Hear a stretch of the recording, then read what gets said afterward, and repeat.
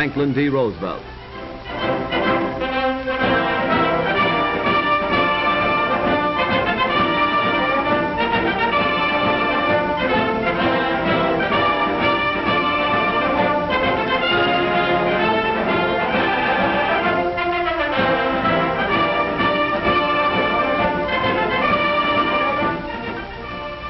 Every worker in the country, farmers, bank presidents, streetcar conductors, dentists, teachers, clerks, mechanics, even unskilled laborers, work 3 months of every year to pay for what government spends.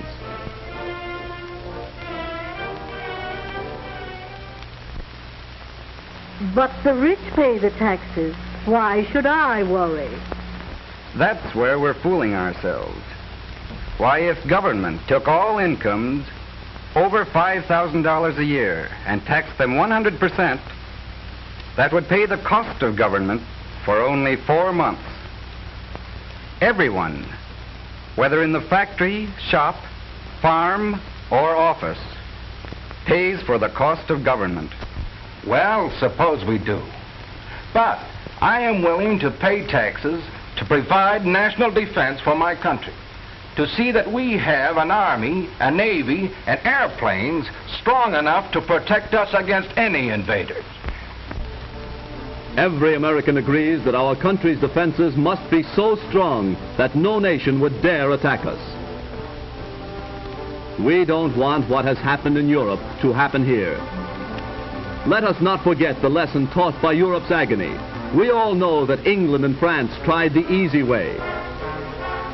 That France under Premier Léon Blum had a New Deal similar to our New Deal, and that today the French people have paid in blood and sorrow the price for that fatal experiment. Every thinking, patriotic American favors this country building up its national defenses at once. That job has been delayed far too long by the experimenters in Washington.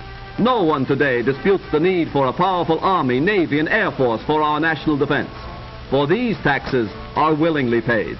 But our money has not been spent during the last 7 years for national defense. In the last 7 years, the New Deal has spent the breathtaking sum of $58 billion.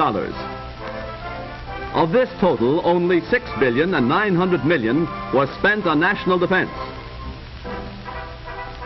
So-called defense taxes now being imposed are not sufficient to meet the ordinary deficit, much less defray the cost of past, present, or future defense. What did we get for the money spent by the New Deal for defense? Ranking officers of the Army have told Congress, in effect, that our national defenses are woefully inadequate, that we lack automatic rifles for our infantry, that we need tanks and anti-aircraft guns, that few of our airplanes are modern in the light of the lessons taught during the European War. Money spent on the visionary Passamaquoddy project for the harnessing of the tides would have bought guns and tanks, which we now need so badly. The Florida Ship Canal, another wasteful boondoggling failure, into which the New Deal has squandered more millions instead of spending money for necessary additions to our national defense. The abandoned canal is now just a big mosquito breeding ditch, the costliest hole ever dug. Billions scattered in all directions except to improve our Army, Navy, and Air Force. New agencies, new departments, new bureaus, more and more job holders to run these agents. In the last 7 years, the number of civil employees of the federal government has increased by almost 400,000 and increased double the size of our regular Army, and many of them receiving salaries far above that paid to the average man and woman in this country. The chief task of this great army of job holders has been to figure out ways and means to spend more and more of your money. Greater spending, greater debts, increasing taxes.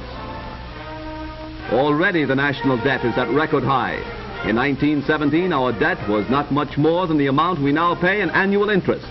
In the wake of the World War, the national debt rose to $26 billion. Then the enormous total is reduced. Slowly it moves downward and prosperity blankets the nation. Machinery whirls, railroads rush carload after carload from producer to consumer. Despite honest efforts for recovery, depression increases the national debt.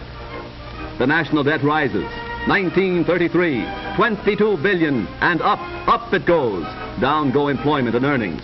1937, the mounting debt has its impact on our struggle to recover from the Depression. Factories close, unemployment, unrest.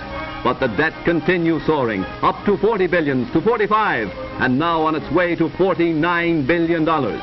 Such a debt, created by wasteful and reckless spending, today makes more difficult our job of paying for the national defense we need.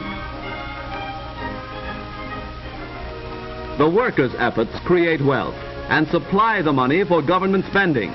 The government has no money of its own, except what it takes directly and indirectly in levies and taxes from every pay envelope. Today, more than 25 cents of every dollar of our national income goes for taxes, local, state, and federal. Each of you pays these taxes, taxes that start with raw materials and compound themselves right down through manufacture to the finished product when we buy it. Secretary of the Treasury Morgenthau said recently that more than 60% of the taxes collected by the federal government are paid by consumers, and that means every one of us. In collecting these hidden taxes, the busiest tax collectors of all have no titles and wear no badges. They're the butcher, the baker, the candlestick maker. Hidden taxes are concealed in most of the things they sell. Taxes on taxes that are passed on to us, who pay when we buy the necessities of life. According to statistics compiled by the Northwestern National Life Insurance Company, father works a whole week just to pay the tax on the family's annual food bill. Before the daily bread can be put on the table, all kinds of different taxes must be paid. Every product, every service that makes for comfort and pleasure in the daily life of the American family is taxed in many ways.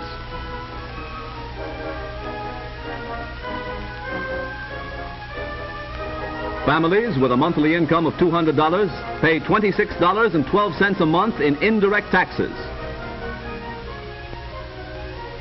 Families with monthly incomes of $150 pay $20.16 a month. Those who live on monthly incomes of $80 were paying $10.25 a month in hidden taxes before we began the long-delayed rearmament program. Every time my lady dresses, she dons as many taxes as she does clothes. When we relax and seek pleasure and entertainment, Mr. Taxes always joins us, and we must pay for him too. Because of the taxes fastened on the cost of building, the normal cost of this house will buy only this modest home. Automobile owners now pay some $400 million a year in taxes on the cars they drive, taxes that must be paid before the wheels turn. And to add to the cost of every mile traveled and every furrow plowed by farm tractors, the tax paid on gasoline alone reaches the astounding yearly total of $1 billion. All who drive are drafted into another army of taxpayers. Those who have jobs are footing all these various government bills. Only what is left can be used for the needs and savings of the worker's family. You are taxed to pay the salaries of men like this bureaucrat, symbolic of the mailed fist of centralized bureaucracy that knocks at democracy's door demanding a third term here, rampant in the totalitarian nations of the old world, plunging Europe into war, subjugation of the courts, purges of independent legislators, perpetuation of the executive in office, regimentation, war. It must not happen here. But liberty survives only for those who are wise enough and strong enough to preserve it. Let us rid ourselves of our New Deal failure before it's too late. Let us end wasteful spending and return to the good old American sanity and economy. All Americans must unite to stop the New Deal with its lust for power to perpetuate itself in office for another 4 years. It is in our self-interest to preserve the heritage handed down to us by our fearless forefathers. To save ourselves, we must dismiss incompetents and radicals from high places of government. We must elect Wendell Willkie president and speedily become so strong no foe would dare attack us.